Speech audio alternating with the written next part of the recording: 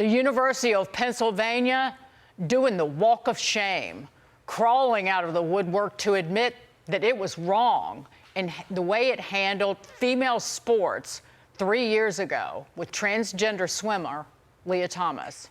The Department of Education announcing that University of Pennsylvania has agreed to resolve Title IX violations.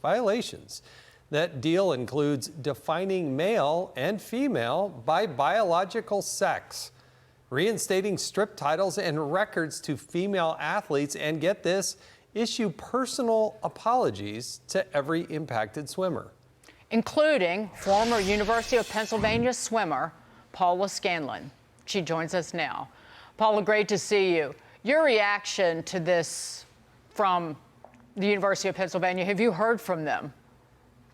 I have not quite yet heard from them. I received actually just before coming on here an email from the athletic department. It seemed to be a generic email to all student athletes, just addressing the situation and describing the fact that they weren't in the wrong back then, but they understand that they are now. That is no form of apology to me whatsoever. I think another one should be still coming, but really, I mean, what I've seen from this is they're trying to just say, well, we were following the rules then and we're trying to follow the rules now. Don't be mad at us. So the sincerity is lacking here. I mean, they're being forced to do this, but you're right, a sincere apology comes from the heart that they learned. And do you get the medals and things that you won, the trophies, are those going to be stripped away? And do you get what you actually earned despite there being a male with junk jumping in the pool with y'all? You know, it's very hard to rectify these things. And again, how do you walk back? Okay, well, maybe if he didn't compete, someone else would have been able to attend this championship. I mean, there's so many things that are not covered from simply an apology and fixing the record boards. But the one thing I will say is I am grateful to the Trump administration for standing so strong on this.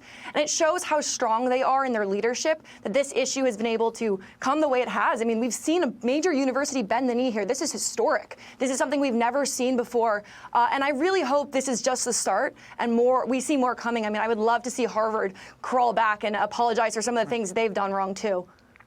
Paula, to your point, it doesn't take back them never asking your consent to force you to accept a naked man in your locker room or to compete against a man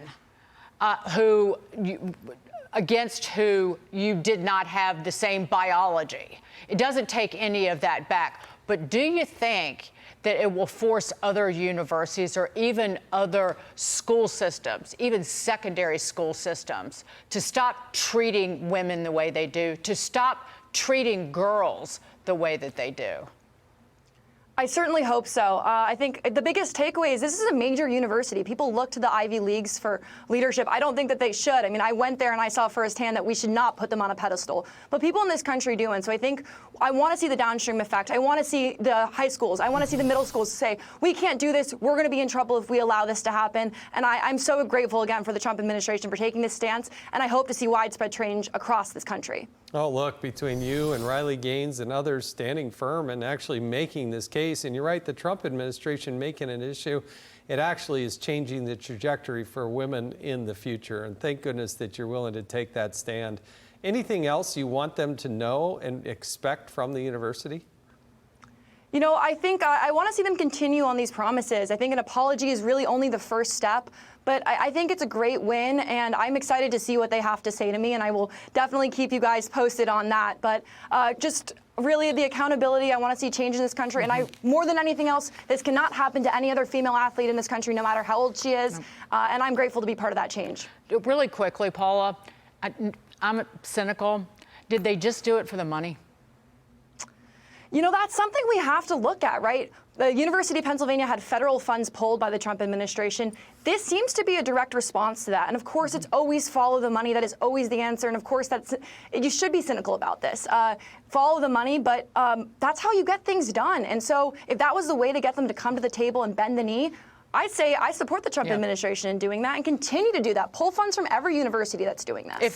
When they call you to apologize, assuming they will, say, okay, yes, I will accept your apology, but you have to do it at the White House publicly.